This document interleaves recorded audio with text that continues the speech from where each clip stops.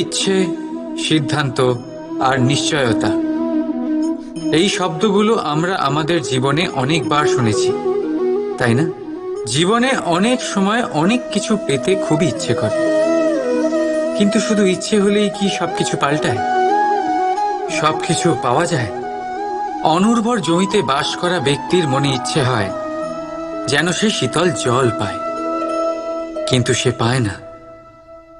যে এক কুয়ো খোঁড়ার সিদ্ধান্ত নিয়েছে, সে মাটি খোঁড়ার জন্য কোদাল অবশ্যই পেয়ে যায়।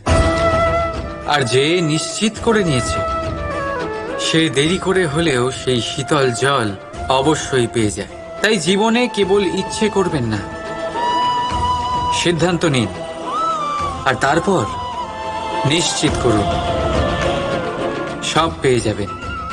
আর ভালোবেসে বলুন, রাধা রাধা।